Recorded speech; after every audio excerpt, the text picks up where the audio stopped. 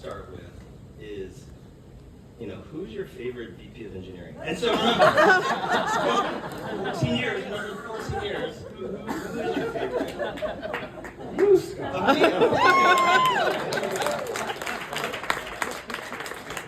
By the way, Nick is a little jealous. Nick's a little jealous. Listen. And one is jealous, clearly. I'm the one who compliments you about your officer all the time. That's why. That's right. All right. Let's get serious here. Let's start back at the origin of Credit Karma. November 2015 is when kind of you started. Tell us a little about who did you interview? What was the moment in your interview of hey, I really want to come to CK?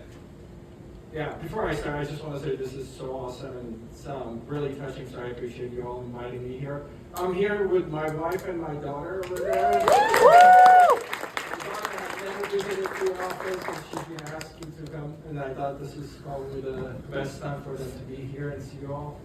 2015 was a really exciting year for me. I left Twitter after being there for years, and I knew it wasn't the place that I wanted to spend the rest of my time.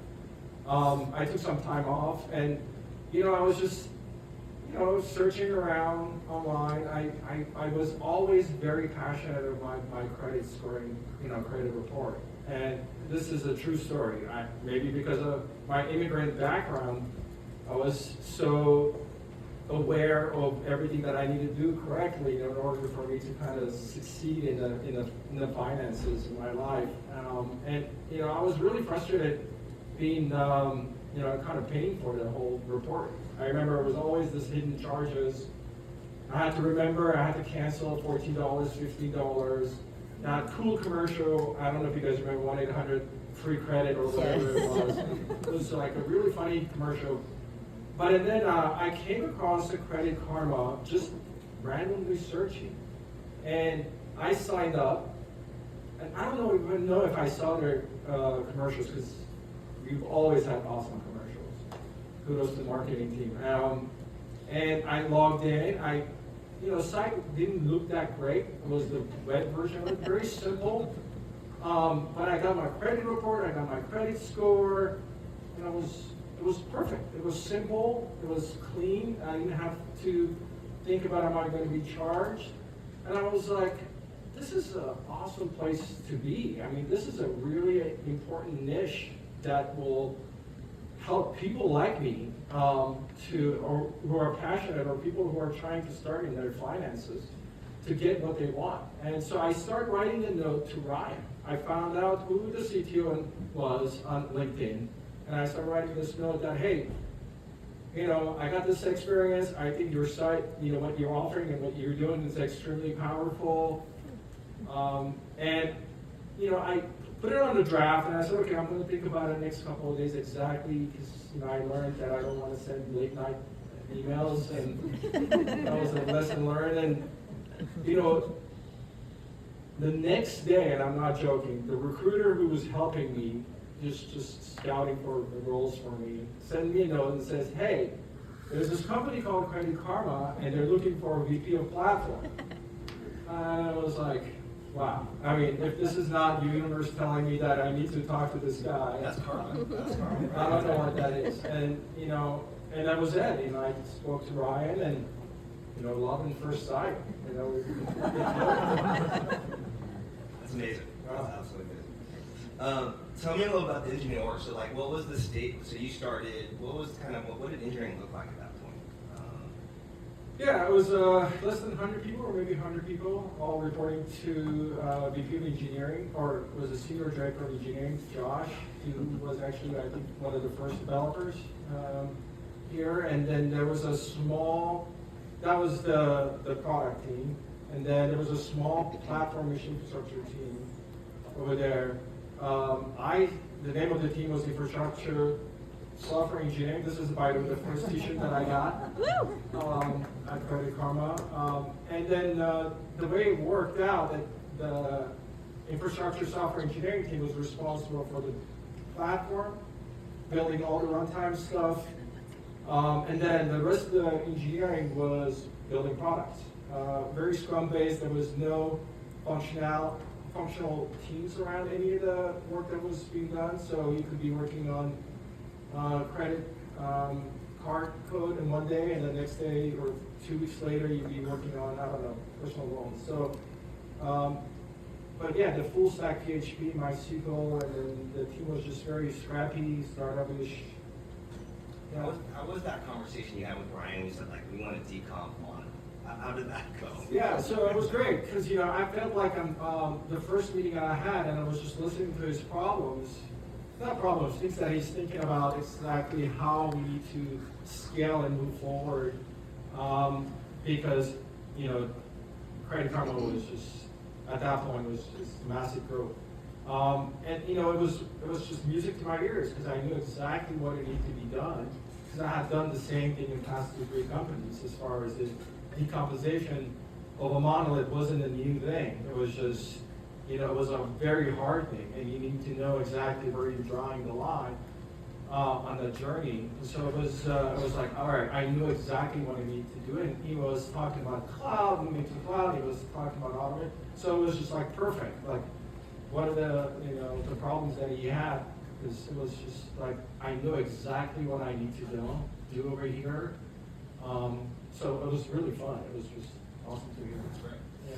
One of the things that I admire a lot is, Armond, you've always kept reliability in front of our minds at all the time, right? And so one of my first questions is like, what's your most memorable site incident? There were many, honestly. And, you know, I was telling someone the other day that, you know, being on call for 30 years, it does some stuff to you that you need to figure out. I mean, I think you have to have several therapy sessions just to be able to sleep after 30 years.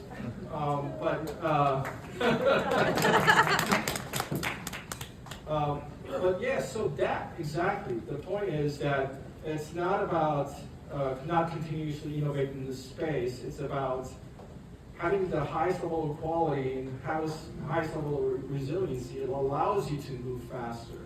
And it allows you to sleep at night. It allows you to know that you've thought about plan A, plan B, plan C, and anything that could go wrong, you've done your best to figure out exactly how to prevent that from happening. So I felt like without that resiliency and quality, you can't go fast. Yeah. And you can't succeed. So that was one of the main reasons. By the way, I was going to ask you, this is probably the first Super Bowl in 30 years you were able to watch it without worrying about the site. It was really up right? Was it enjoyable? Very much. Well, I didn't get to watch the Super Bowl because I was in my daughter's volleyball tournament. But, you know, I was thinking about you all very deeply. I was on Slack and all like this and updates and sending studies. Should I check on this? But I didn't have to check because I knew you guys got it under control. That's amazing. That was great. That's amazing. You know, one question I had was, you know, what's the most memorable thing that you learned from Karma? So, to process this up, you know, we've learned so much from you, and you care about us so much, right? You spend so much time investing in helping us and guiding us, but is there something that you maybe learned from us you might take away? Yeah, it's really difficult to put it in bullet points on what I learned. I just think that my learning overall was, I was incredibly honored to be part of this team, and I thought that, you know, from the beginning, you know, when I talked to Ryan and Ken, you know, I felt this closeness to them as far as like their values are really aligned with what I'm thinking the team and the organization should be. So, you know, it was so from then on, I was just trying to make sure that we all are marching towards the same mission and goals that we have. And you know, in these one-on-ones and conversations, I always thought I'm learning something extremely valuable for every person that I meet. And I was hoping by being very honest and genuine that I can give that back to them as far as the feedback is concerned. Because I thought keeping feedback and trying to not talk about how you're doing, questions that you have, how's your life in general, and then, you know, just coming back to you in 3 months or 6 months saying, this is what I think about you. I thought it was not right, not fair. And I thought my job was, you know, to really know the person behind the person and, you know, just to help them continuously shape their career. And that's if they wanted to, right? Sometimes people just didn't want to be part of that. So again, to me, it was just this beautiful experience that I was about, I learned, and then, I was part of. Yeah, I mean, earlier Juan kind of said, like, you got the best of us. Yeah. You really get the best of us. In your words, in the words of wisdom, what would you tell Credit Karma engineering? Like, the next couple of years, we're going to be navigating, how to become a CG group. We're going to be navigating AIs everywhere. What are some words of advice to the engineering world? Yeah, I think that, one of the things that I'm always trying to do, and I know Juan was touching on that earlier, it was just continuously, everyone is, I think you all are great human beings, so you need to continuously keep the bars high. I think that's important. Make sure that, you're keeping each other honest as far as accountability is concerned. And it doesn't have to be unprofessional, it doesn't have to be rude. Because everyone over here, I always looked at it as, I'm building the best team. I'm the coach, I'm building the best team, I need to get the best out of everyone. So that would be my, word of wisdom. I think there's a great opportunity for you all to take this to the next level. Like we were just talking about Java talent is concerned. I have a deep Java background. Scala wasn't my first choice, but I thought Scala really worked well at Twitter. Really build that foundation. So I think that there's a huge opportunity to continuously move the technology forward over here. We're nowhere near done. And I think this whole new relationship, it's been 4 years with Intuit, it actually is a huge positive aspects of what we are today. And combination with the engineers and the other side, which I think they're brilliant, I think we can take this to the next level. There's a huge opportunity for CK engineers to just drive that. Nushin, that's recorded now, so you heard it. Don't worry about it. Yeah, you guys can be really proud of what you've built, honestly. So, clearly I'm not in the startup mode right now, but I started off with building Walmart.com and launching Walmart.com in 6 months. And Walmart was acquired, my company was acquired as a little tiny startup to build Walmart.com initial presence on the web. So I've seen this from Walmart, eBay, Twitter's, to here. I can tell you this, that we have something very special from people perspective, from technology perspective. So every time you think that, oh shit, something is not working, and it needs to be better, you have to think about it as worse and 10 times worse than the other places. But I don't want you to give up on improving, but have that empathy that, you can do better, and sometimes you need to just drive that yourself, and versus asking people to do it. So participating in the programs that we have, like Nick launched this inner source work many years ago. I think we're not utilizing that. I think inner source just helps you to be able to touch other parts of the tech and really put your passion and drive towards making things better. Yeah, I really think that's true. I think you've really pushed us to invest a lot in technology over the years. I remember when we wanted to move to cloud, I said, just do it in 6 months. Let's just get it done. And I dropped my jaw completely. I'm like, in 6 months we're going to migrate to cloud, but we did. Kudos to you, Scott. Totally. It was so seamless. People were like, their jaws dropped, thinking about how we did it.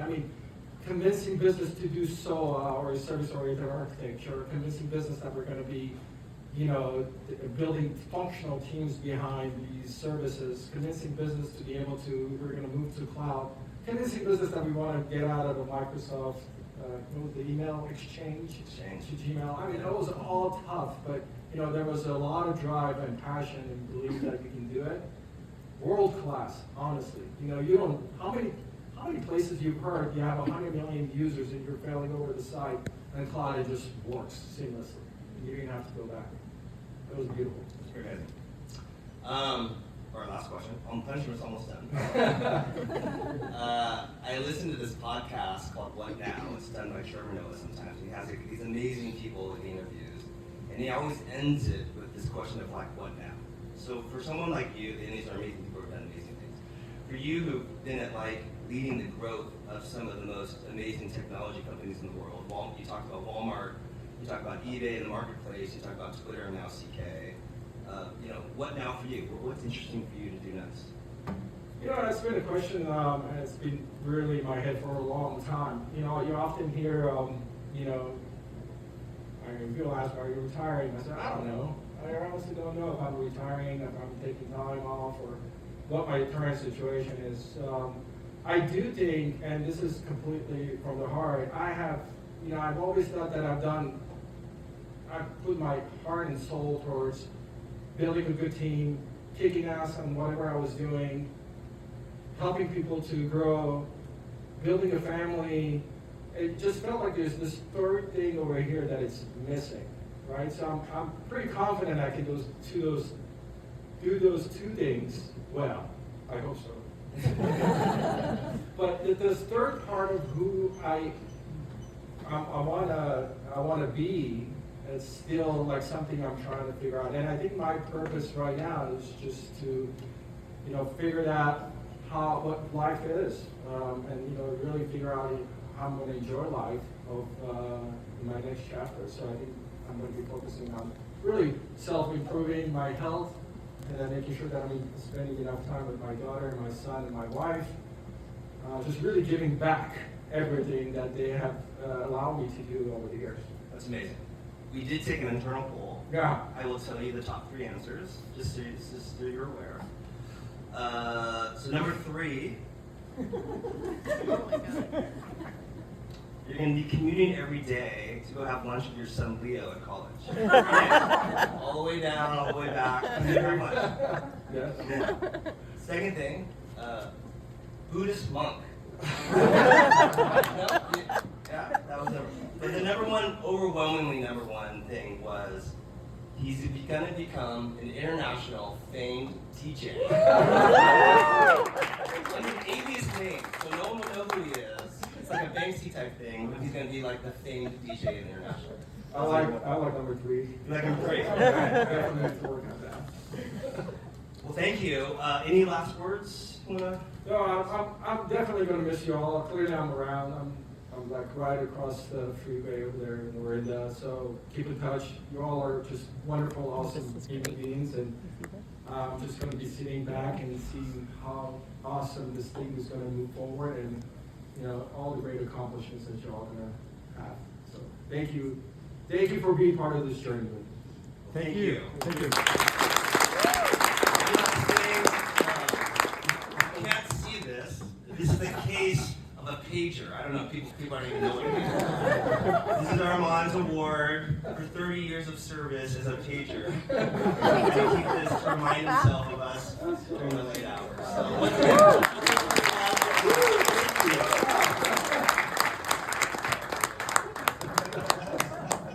Thank you all. we're going to do Q&A.